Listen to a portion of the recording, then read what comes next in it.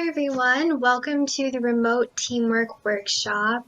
Hopefully you guys are ready for today's discussion. It's going to be pretty cool. We have two amazing speakers today. So if you guys would like to go ahead and introduce yourselves, Josh, if you would like to go ahead and start off. Sure. I am Shosh Cohen. I'm one of the lead mentors for Team 1868, the Space Cookies. And when I'm not doing that, I work at Stanford University, where I direct community engaged learning for engineering, and I teach the mechanical engineering senior capstone sequence. I'm Gabi S. I'm a part of 1678 Citrus Circuits. I am the current vice captain as well as the current business and media lead. I'm from Team 2073 and I'm going to be the moderator for this workshop. So let's go ahead and get right into it. I believe, Gabby, you're going to be talking about remote team meeting tips and tricks. Yeah, so we'll start off just talking about the pros and cons of remote teamwork. I think we can all notice that remote teamwork definitely is different from when you're working in person. And there are a couple of different things that you should be picking up on or noticing if you haven't already. So first of all, we'll start off with the cons. There's a lot more miscommunication, and it's just a lot more difficult in general to communicate successfully during remote teamwork. This happens for a couple of different reasons. It's harder to get a hold of people, it's easier to get confused, and you can't ask as many questions for clarification, and you also don't really have these nonverbal cues that you're going off of while you're communicating in person that can indicate or answer some of your questions as well. So you're going to have more miscommunication and more mistakes from communication that are going to result from that. There's also going to be a difficulty in collaboration. This also happens for a couple of reasons. A really big one is the fact that it is difficult to communicate. So it's harder to set up and figure stuff out while you're collaborating. Another thing for collaboration is that it's difficult to get everyone on the same call. You have a limited time frame, and you're going to run into other things like tech difficulties while you're trying to collaborate. You also can't be in person for collaboration, and I'm sure that makes it really difficult for a lot of the technical sub-teams that are trying to work on things like the robot together or like programming and code together. Next, technological challenges that you're going to face during remote teamwork. You may not have the equipment that you need at home, and you may not have access to the tools that you need, and you may also be facing some other tech issues like some faulty Wi-Fi, poor internet connection, or maybe not having access to a computer or a device that you would need to use in a normal year. Another thing is that you really don't have a lot of downtime during remote teamwork.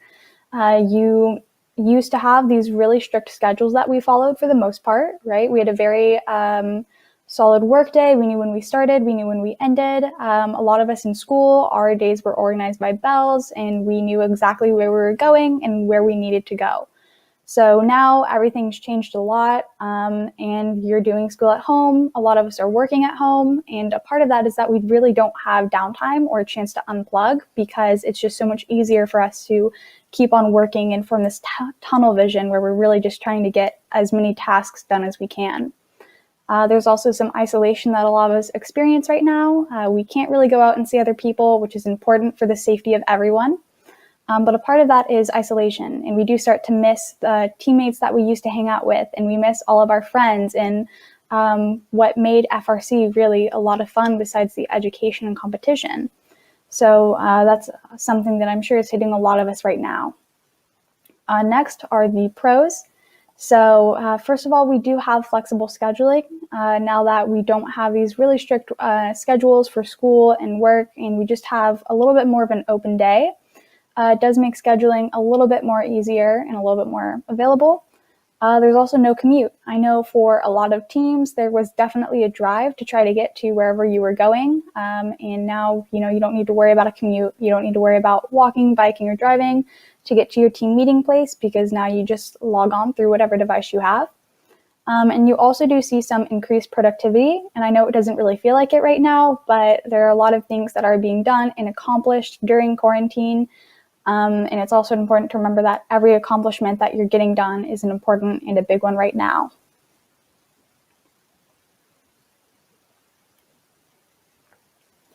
So an important thing with remote teamwork is to embrace whatever change you're seeing. Obviously, we can't have the exact same protocols and the exact same standards and ways of doing things that we did while we were in person.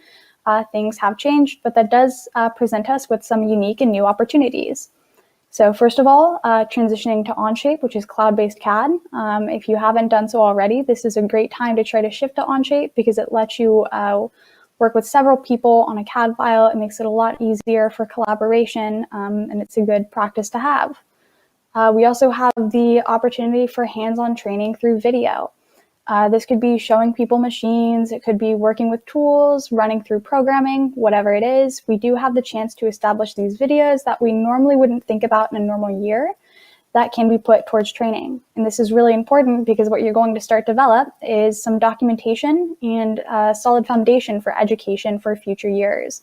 And this is going to be a really great thing to rely upon in the future. And you can go into more detail and get some unique shots or just really get up close with the camera when you're working on hands-on training. So that's also good.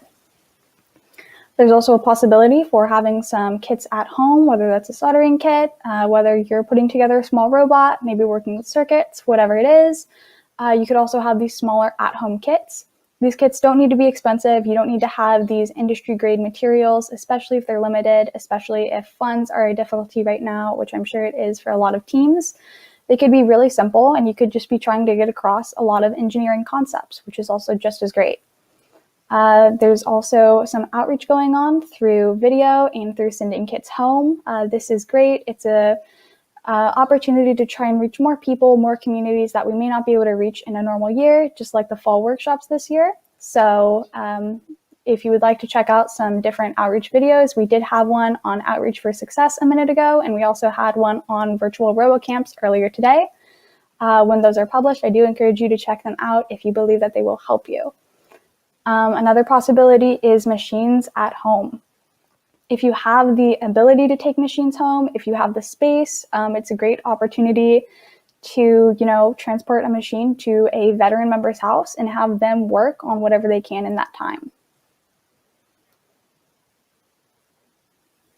And I'll add one of the things that we're doing is we're setting up a small satellite lab, which is basically, well, not basically, it is a garage. So what we've done is brought some of the basic equipment and materials from our lab, plus our robots, plus a few other things.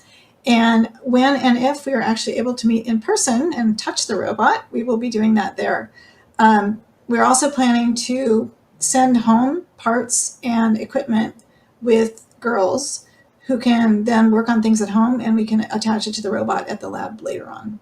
So that's not normally something that we would be doing. We're just going to be doing it this year. Sounds awesome. Okay, so now we're going to be moving on to a variety of the communication tools that your team could use. So communication right now is extremely important, especially when you're communicating over several platforms, because you can't have these really simple and quick team-wide announcements like you did before. So a lot of people are receiving a lot of information now all of a sudden. A lot of it's coming in really quickly for us, and we have a lot of uncertainties right now because of quarantine. So your communication in general is going to be very important, and you need to make sure when you're communicating that you are being very consistent in your communication, and this could come in a couple of different forms. So maybe the time that you're communicating, or maybe the message you're communicating, or maybe the platform that you're using. Try to make it as consistent as possible and as easy for people to find, because that's going to be very helpful for people right now when all of our communication is coming in virtually. Another thing with communication is to be as transparent as possible. So whatever information you have, please try to make that available, because it will help people a lot in the long run, either with relieving stress, decision-making, whatever it could be. Lastly, with communication, we don't have these open office rules that we used to have, open office hours where you could really go up and talk to someone at any point in time, whether that be a mentor or another student. So having just a dedicated time for yourself daily where you're going to be able to sit down, check your communication, make sure you're caught up on everything could be very helpful. Now we're going to get into some of the different communication platforms. I'll just start with Slack. So I'm sure a lot of us are very familiar with Slack. It's used by a lot of different FRC teams. We use Slack very often, and we use it to communicate with our team in general. We have Slack organized into a lot of different channels. We have a general channel where all of our team members are, any parents that happen to be on the Slack, as well as all of our mentors. Then we have it divided into smaller channels past that, with each sub-team, which is a specialization. So you could have a sub-team for electrical, another sub-team for hardware design, and so on. And those all have the sub-team members in that group. And then you can go even more specific past just those general channels. Okay, you can see there are a lot of different opportunities to communicate up here on the screen, and we're not going to talk through all of them. I think at this point everyone is very familiar with Zoom, but for those of you who are not using Zoom, there are some alternatives. Some people are limited by the 40-minute cutoff or whatever their school is providing. We use a platform called Blue Jeans. Blue Jeans is actually one of our sponsors, so we don't have to pay for it. Different from Slack in some ways. It doesn't have the kind of time cutoff that Slack does, or excuse me, that Zoom does for free accounts. So that's been good for us. I want to also point out email. I do a lot of communicating with students, and one thing students really don't love is getting lots of emails. One thing parents do love is getting emails. So we tend to use email more for important or official communications, things that we want parents to see, things that we want to see people, that we want people outside the team to see. And Toucan, which is the one you see there at the bottom right, that's actually a platform that we are beta testing that was developed by a group of students. And think of that as Zoom for very casual mingling. So instead of having to formally you divide yourselves up into breakout groups, you can do it on the fly, and you can kind of flip from one group to another. And we are going to be talking with Toucan to see if we can make that available to some other FRC teams, because it's a great tool for getting to know people. Mackenzie, I think you're going to talk about Discord. Yeah, so I know on Team 2073, when we do our team meetings, we use Zoom. But for us to be able to communicate with our members specifically, we use Discord just because it's something that a lot of our students usually have just for communicating with school or something. So it's easier for our students to really communicate with each other. It's just something that we find really useful for us. All right, so we will now be moving on to how Team 1678 onboards their new team members. Yeah, so a really unique challenge that I think teams are facing this year is onboarding new members and making them feel welcome, because we didn't have the chance to meet a lot of our new members in person. And we really want to make sure that they feel like they're a part of the team, that they have a community that they can turn to, and that they have a safe space. So here is the 1678 approach to onboarding new members. We did have a lot of group meetings where we had a team movie night, or maybe we played a Kahoot, something like that, where it went for the whole general team. And we also do have our weekly meetings and our sub-team meetings as well. These meetings are additional, they're purely social, and they're meant to allow members to get to know each other better. So we split off into smaller groups of about 4 people, which we found was necessary for us because we're such a large team. If you're a smaller team, you may not need to split up into so many groups. But we split up into 4 groups, or into groups of 4, and these groups went across sub-teams, and they also went across grades. So you had groups with mechanical members that were seniors, as well as newer students that specialized in something like PR instead. We really made sure that this went across the entire team, because this we felt was the best way to make sure everyone was socialized and not just inside their sub-team.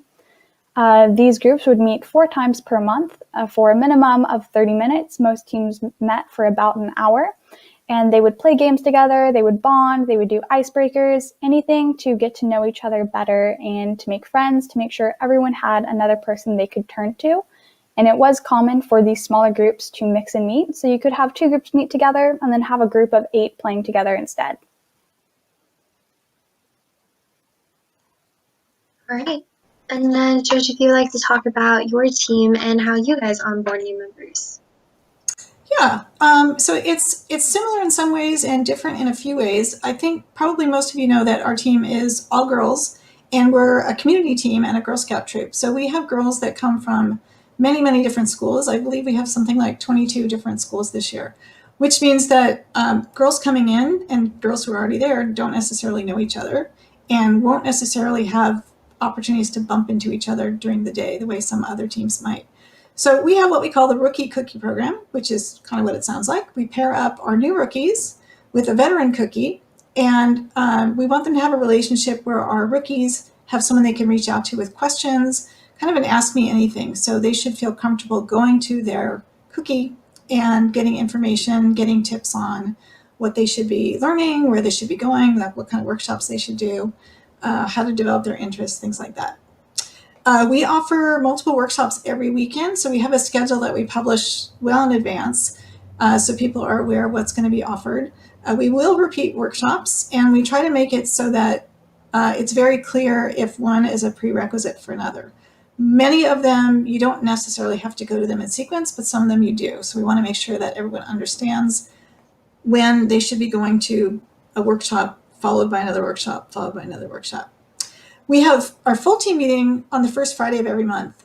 During the build season or in competition season, we meet much more frequently, but in the fall, where we're focused on onboarding and training, we have fewer full team meetings. Our team is also pretty large, not as large as Citrus Circuits, but pretty large. And it can be a little unwieldy to try and have conversations with that many people at the same time. So those are more presentations of what's been going on with the whole team. We also have ongoing projects, and we try to get our newer members involved with those. And those can be anything from working on code to working on, in this case, last year's robot, to working on outreach kinds of projects. And we want to try to bring people up to speed as soon as possible, but based on their interests, so they can start to get engaged in those projects. And then finally, I mentioned we're a Girl Scout troop. There are also many Girl Scout programs that happen throughout the year, and we strongly encourage our new girls to engage with those whenever possible.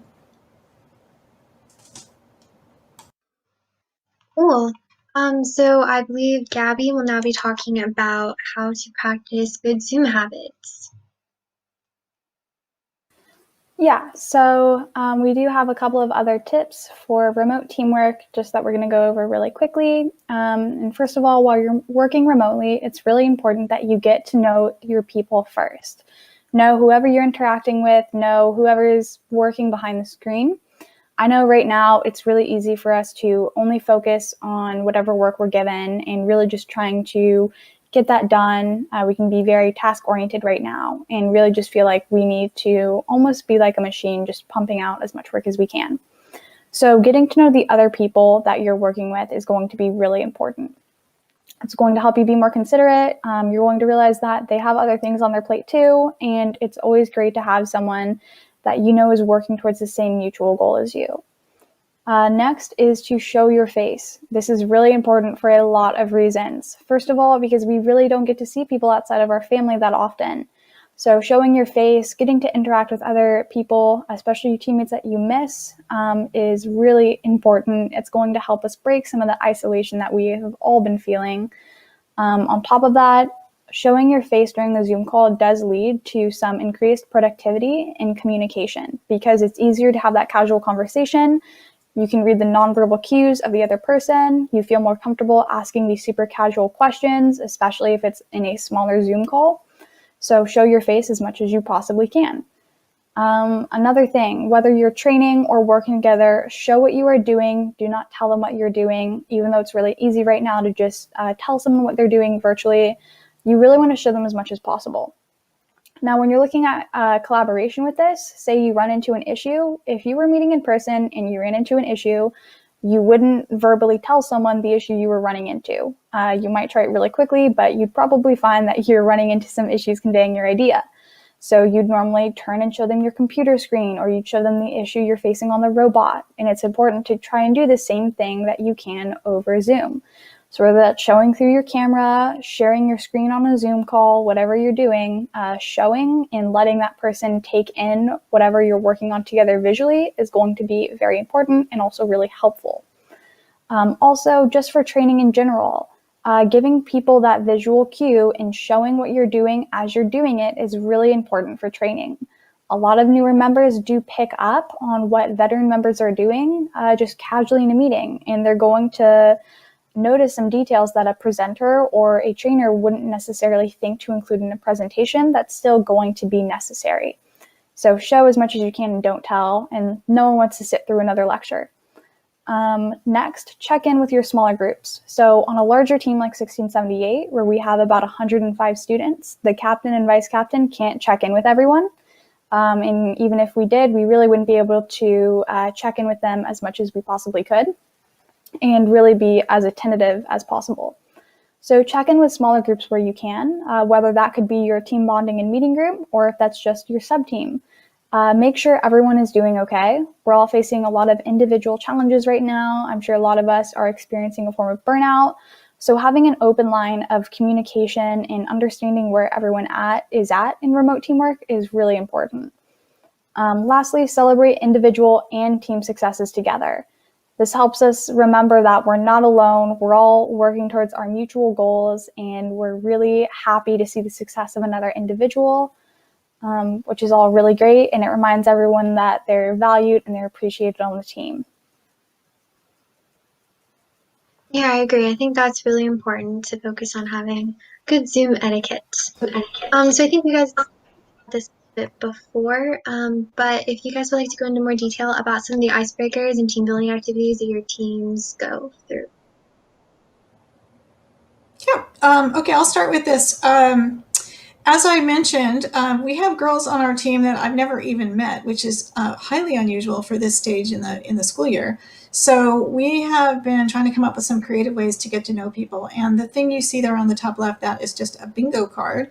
And you can go online and create a custom bingo card that instead of having just letters and numbers, in our case, it includes interesting facts that you can go and then find individuals on the team that have those characteristics. So for example, it could be someone who speaks more than one language, or someone who was born in another country, or someone who plays piano, something like that.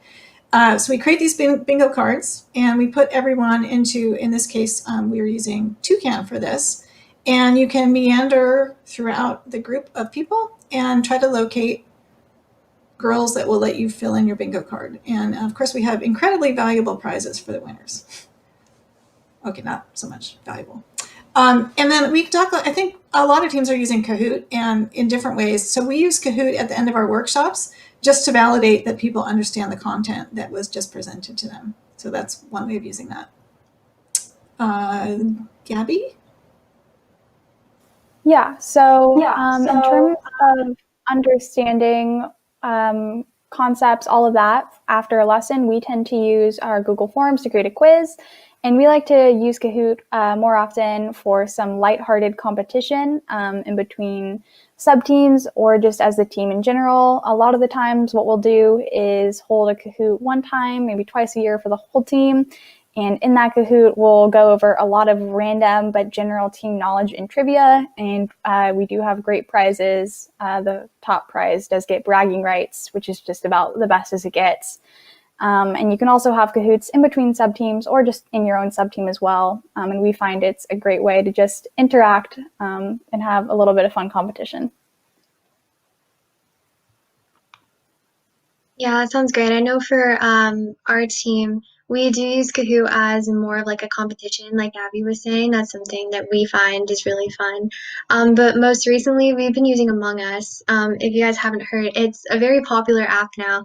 But it's really fun because it allows our students on our team to get to know each other on a more personal level.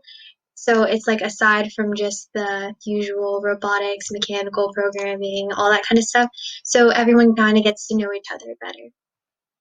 And just as a disclaimer to everyone, if you guys have any questions, oh, sorry. If you guys have any questions at any time, you can go ahead and type it into the end.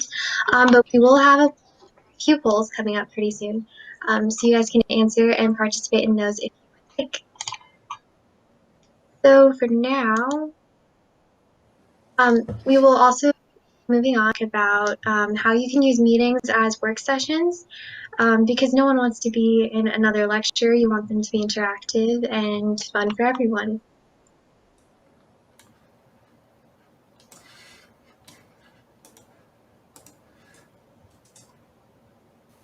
All right, so On business and media, we like to use at least one of our Zoom meetings a week for a work session, and that's because a lot of our work depends pretty heavily on collaboration between individuals in the sub-team.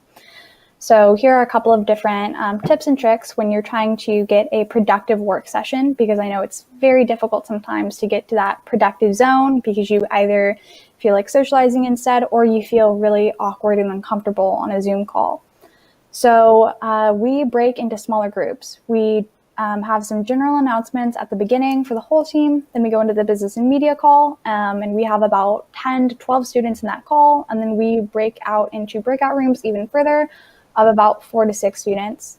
We try to keep it at about 4 to 6 because we found that's a good range where it doesn't feel too awkward. Like you don't feel like you have too many people, and you also don't feel like it's only you and one other person in the room. So breaking down into smaller groups helps, also because you're going to have a lot of different flows of conversation in a breakout room. And on Zoom, you really only have one audio output. So if you try to have several conversations, it's really not going to work. Another thing for the work sessions is to receive real-time feedback. We found that this was really important and really helpful because it's easier to construct your feedback and better deliver it when you're in person and you're able to answer their questions, get the clarifications across for the other members. So that way they really know what they need to change, and hopefully they can use it as a learning experience and opportunity. And that doesn't happen as often over Slack or email or however you choose to communicate. Another thing, and I did mention this earlier, was learning through observing the veterans. So this goes for the breakout rooms too. Just setting up a couple of rookies in a room with a veteran and having the veteran work and explain things as they go while they're showing their screen is really helpful because it's going to show them what solid procedures have already been put in place that they should be following, as well as some good habits to follow. And it does set the tone for the behavior on the team as well. So it does make it important to show, not tell. If you are just telling, again, it's going to end up being just like another lecture. We all sit through those for class. We all sit through those meeting calls, all of that. So try to make this as collaborative as you possibly can. Lastly, collaborate. Get their feedback, get their input. This is your one window of time where you can all speak, get out as many ideas as you can, and work together. Because that's when you're going to be the most effective and most productive, as opposed to trying to collaborate through email or through Slack. So these are all just really important things to keep in mind if you're going to have a work session. And just one thing to add to that, as a mentor, we have responsibility for supervising the students that we're working with, which normally means you are physically in the room and you probably have more than one adult in the room with students. Obviously, when you're doing this remotely, you're not physically there, but we are still obligated to keep an eye on things. And one of the things that this lets us do is have students go off and do work together in groups, and we could just pop in every so often and see how things are going. And we try to do that as non-disruptively as possible, but it gives us a way to keep an eye on things without overseeing too heavily.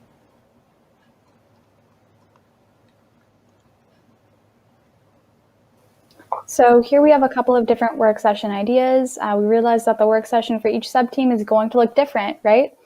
So first, just for business and media or any type of PR, operations, sub-team that you have, a couple of different ideas you could do during a work session is work on a social media post or any form of writing. Working on writing and getting real-time feedback in a work session is always really helpful. It's going to lead to the quickest road to improvement in students' writing. You could also work on planning your budget. It's great when you have multiple people to give you input. Working on newsletters, again, that's really good for collaboration. On our team, we don't have just one person working on the newsletter. We try to include several people, as well as working on website updates. All of these are great activities where you receive feedback. For other sub-teams, you could be working on code.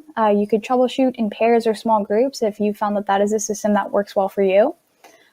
You could work on a brainstorm over a call to develop remote outreach opportunities, maybe go through a dry run or a test run, anything like that. For any type of design team, you could receive feedback on CAD, especially for newer members, and you could brainstorm together or just work together on a call. And another one, just for mechanical in general, is to pair up and use building kits. It's always great because then if you have a question, it's maybe something that your partner could answer or show you. Right, that sounds awesome for some work session ideas. I know those are some things that my team might be looking forward towards doing. All right, so now we're going to be moving on to the polls. This is going to be the first poll question in the YouTube chat. I also put in the link for you guys to be able to join. So that should be able to show up. If you guys would like to put up the QR code, you can scan that as well. Yeah. So I'm going to go ahead and start the poll. First question is, what tools or equipment have you provided for students to learn at home? There are a variety of options, nothing, major equipment, machine tools like Gabi had mentioned earlier, some kits for whatever your sub-team might be working on, so soldering for electrical, electronics kits, small robot kits, low-tech prototype kits, or something else. If you haven't done any of these, you can go ahead and select something else, or you can type it in the chat of what you guys have been working with.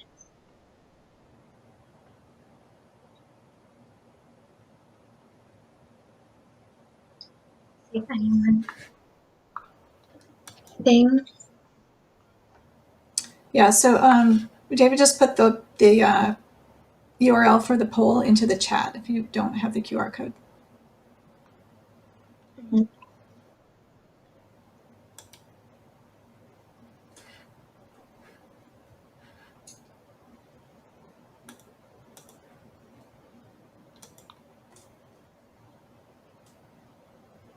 Awesome. So someone said someone else. Would you mind like typing in the chat maybe what you have done instead of these options?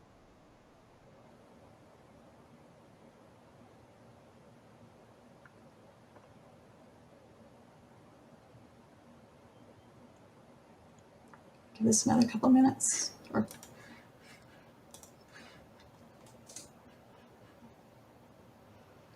Well, at the end of this presentation, we're going to have a few links to some of the materials that we and some other teams that we're working with have found useful. The small robot kit, for teams that have new people that are not going to get a chance to build a robot this season, sometimes it doesn't really feel like you're on a robotics team when you're not actually making a robot. So we have looked into some equipment that we can send home with our students where they will actually build something that they can create and program, which is the important distinction between other electronics kits and a robot kit. So we want people to have an opportunity to make a machine do what they want it to do. And again, we'll provide some links for the types of things that we're looking at for doing that.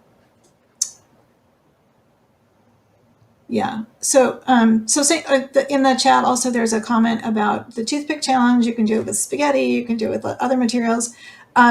The low-tech prototype kit that we're using is sort of like that. Think toothpicks and paper cups. I mean, it's things like that. There are a lot of things you can actually do to learn engineering concepts without spending a ton of money.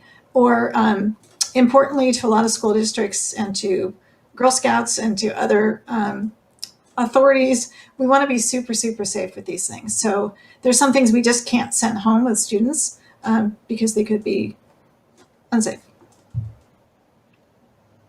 Makes sense. All right, I think we're going to go ahead and move on to the next poll question, but all of those answers were great. Okay, so the next one is, what are some of your team's recent accomplishments?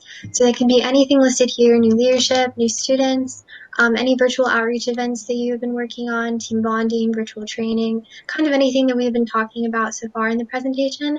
And again, if you have something else to add that's maybe not on this list, if you could type it in the chat and let us know what your team has been working on.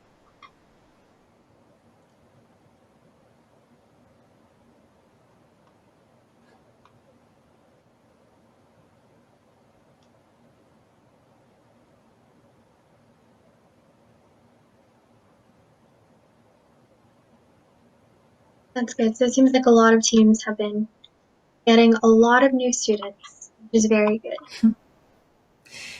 Yeah, and one of the reasons we wanted to include this poll is I've talked with some students from our team and from other teams, and it can kind of feel like you're not getting a lot done this year because, again, you're not meeting, or some of the things you'd be doing in a very hands-on way, you're not doing either at all, or you're doing it in a very different way this year. And it can kind of feel like you're treading water and not really doing a lot. In fact, teams are getting a lot done. And one of the reasons we put this question in here, it goes back to what Gabby was saying earlier, that it's really important to celebrate successes. And recruiting in a year where you're going to bring students in who aren't really going to get to do robotics in the traditional sense is huge. It's important to share the fact that students are still interested in your team and your team is still interested in students. I don't know if Gabby and Mackenzie want to say a little bit more about other things you can celebrate this year. Yeah, so it's just really important in general, just like Shosh said, to recognize all of the accomplishments that you're having. I know right now it can feel like we all get stuck in a rut, like we really just have more that we have to do. So it's important to take a step back and look at everything that you already have done. And another reason that this is important is because these can be used a lot for social media posts. And I know a lot of teams right now are experiencing a difficulty with their social media because they're not going to competition, which is what they would normally post about, or they don't have a build season, or they don't have their normal outreach events. But any one of these accomplishments up here could be turned into a social media post. Whether you're celebrating your new team bonding program with your new students, or you're introducing your new leadership team, maybe you post or publish some of the virtual training that you've done to provide resources to other teams, or maybe you share what your at-home prototyping methods are. A lot of these can be shared with other FRC teams, and I'm sure other FRC teams would be very happy to see and hear what everyone else is up to. Right, and then kind of second from the bottom there, this year it presents a very unique opportunity in the sense that you can do some volunteering that's related to COVID-19. And it's unfortunate that that's the case, but the reality is there's a lot of things that teams can do to help their local communities. So we have done some of the things I think that quite a few other teams have participated in, such as making many, many face shields. Towards the beginning of the pandemic, these were delivered to first responders. We have donated some extra materials and frankly snacks from our lab that we can't use right now. And we had quite a few girls participate in an effort to sew face masks for a Girl Scout troop whose members are composed, their parents are all farm workers. So when they move into the area, they usually come with not a lot of stuff. And in this case, they all needed to be outfitted with masks. So we had girls work on that. Those all sound like great ideas. Okay, so we're going to want to move on to our third poll question, which is, what is your team's most effective remote bonding approach? I believe we talked about this a little bit earlier, but if your team has done any of these things or something else, you can go ahead and type them in the chat or select whichever one applies to you.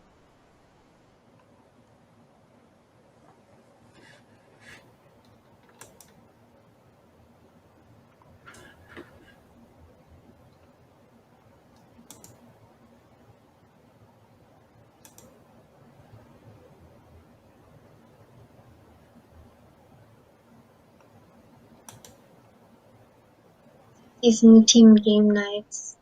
Makes sense. My team does that a lot too. Most recently we've done like Among Us game nights. We do them like almost every Sunday or like every other Sunday. So it's really fun because there's like just a group of us that does that. Do you get the same group coming back every week, or is it different students each time? Yeah, it's mainly the same group because we're like all available at the same time, because by Sunday night we've all done our homework, so it's kind of just our way to relax before the school week starts.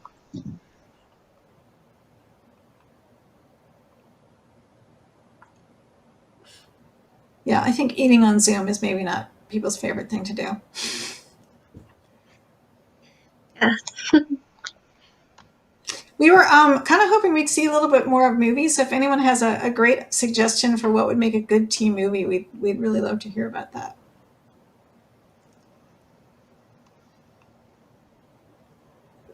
So there's a question in the chat about whether or not we have more people joining this year or fewer members.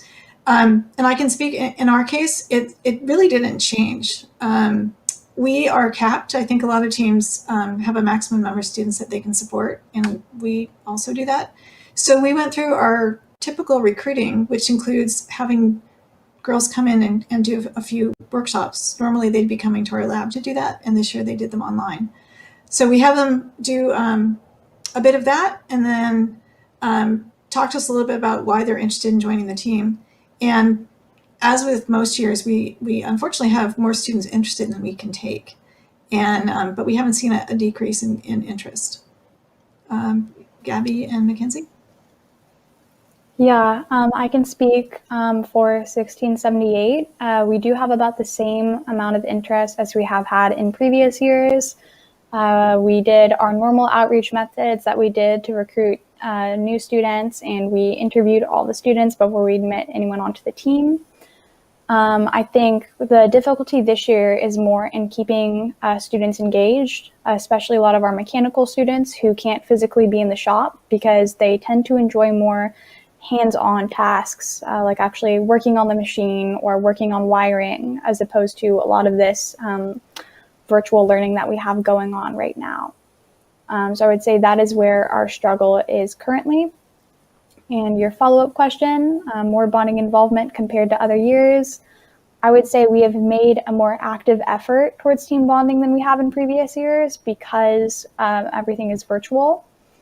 Although I think the team bonding in general was also more of a challenge this year because everything was virtual and because you couldn't go and meet someone and, you know, break the ice and have a casual conversation in person.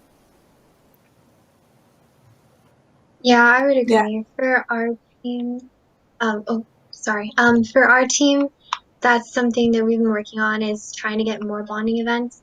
But I think for our team, we do have a smaller team, so we don't have like a team member cap. But for us, it's been actually easier for us to get new members this year. Like we've had more members than we have past years. And I think it's just because for our team, we usually meet like after school for really long hours. And since everyone has such a flexible schedule now, they're able to meet whenever we meet. So it's better for everyone. So I think that might be something for our team. Yeah, that's actually a really good point because, like I said, our team comes from all over the place, and our lab is not necessarily so easy to get to. And coming to workshops, for example, that's not really a bonding event, but coming to workshops is actually pretty easy. You just go in and log on, as opposed to planning your whole day around actually getting to the lab. So that's actually been a kind of a plus. Makes sense. Okay, so we're going to go ahead and move on to our fourth and final poll. So what type of outreach has your team done? We listed some of them here. I believe Gabby and Josh talked about some of them earlier. But of course, if you have any other community volunteer work or something else that your team has done recently or in the past, you can go ahead and type it in.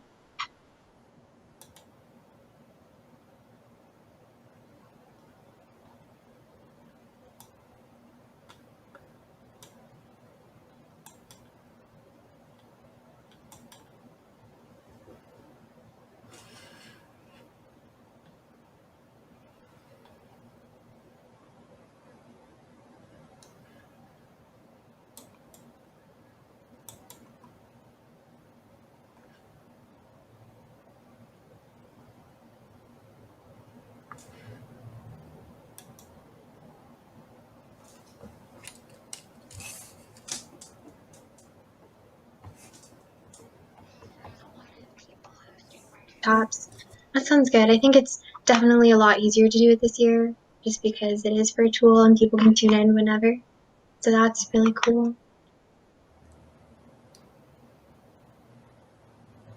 Okay, I'll put a plug in for STEM badges for Girl Scouts and Boy Scouts. Just as it's hard for us to do robotics, it's actually hard for them to do robotics as well. And so if you can help scouts work on these things, it's really it's a really nice thing to do for them. And we will be happy to share some of the things that we do with Girl Scouts. I think, Mackenzie, you said does your team also work with Girl Scouts? Or maybe it's No, just they you. don't. I'm a Girl Scout myself, so I Okay, know that's about fine. like the journeys and everything. Yeah. Yeah. And also remote mentoring, like we do remote mentoring in typical years. I think most of you do. Anyone who is involved with the Compass Alliance is doing remote mentoring. And I don't know if there's been a pickup this year in the volume of teams working on that, but I'm sure there will be when we get to the actual competition season. So there'll be some really good opportunities there to work with other teams. Good. Okay, I think we got mostly everyone on this poll. So if we could go back to our slideshow. so that Shosh can talk about some mentor insights.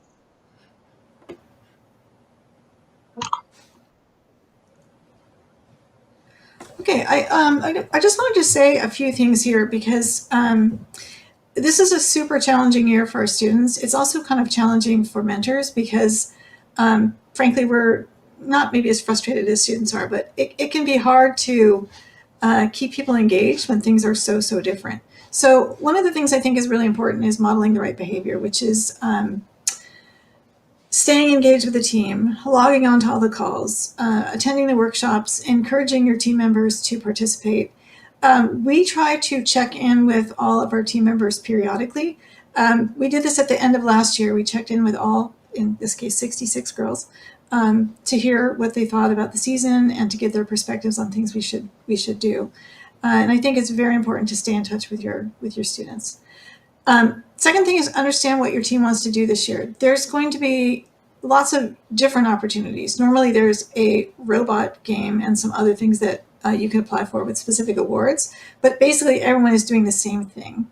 This year, there's going to be an array of things that you can choose from, and making sure your team understands what those things are and that you understand where they want to focus is going to be important.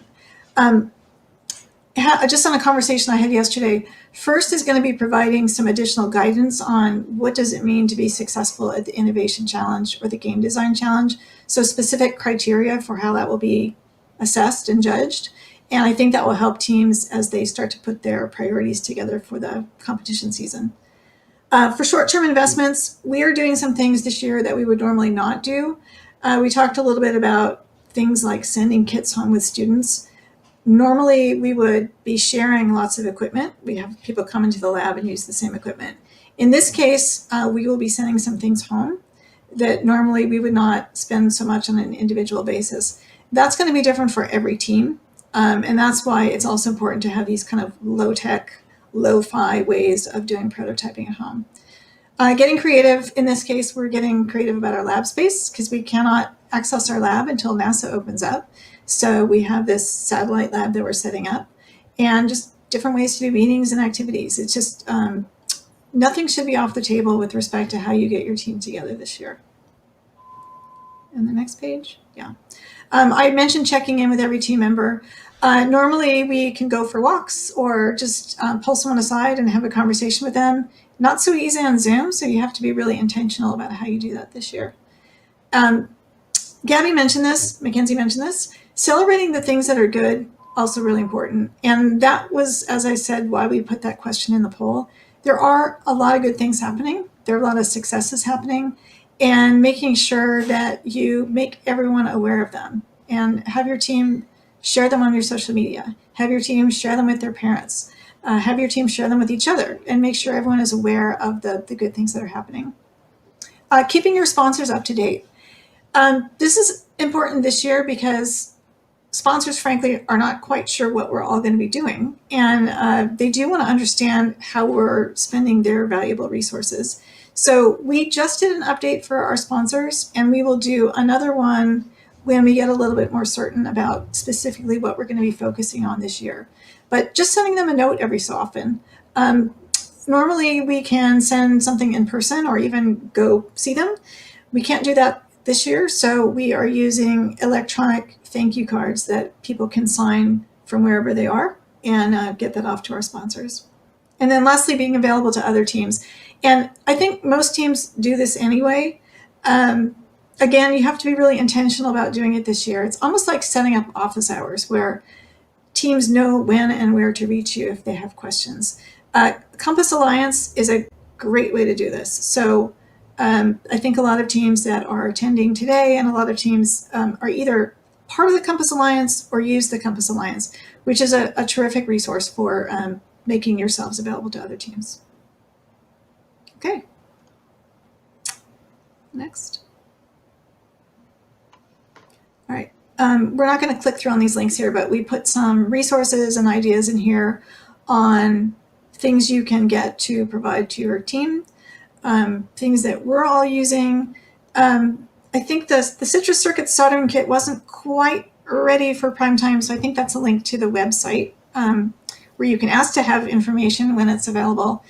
First has put out some guidance for the season, and it's specific for how to have your team meet and behave in the age of COVID. So that guidance has been super helpful. I just mentioned Compass Alliance, which is a terrific resource.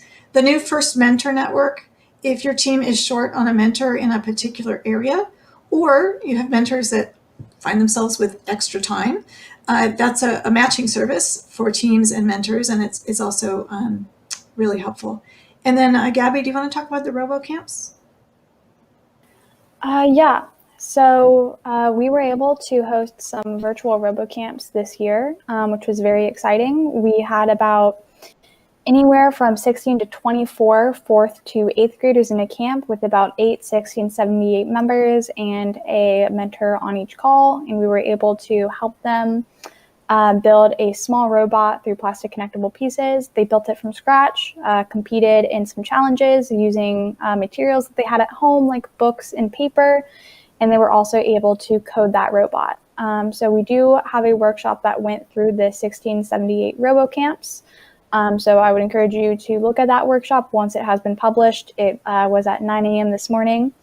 But we went through the process for us to be able to shift our virtual camps onto a virtual platform.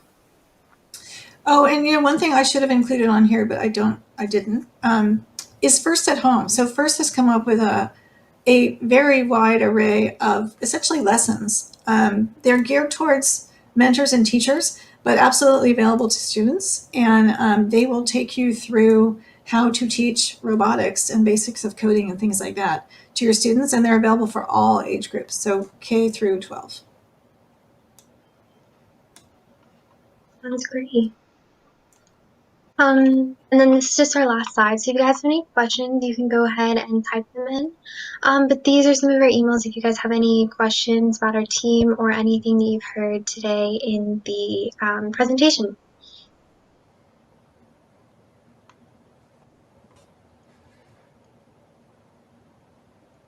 I don't think I see any questions yet.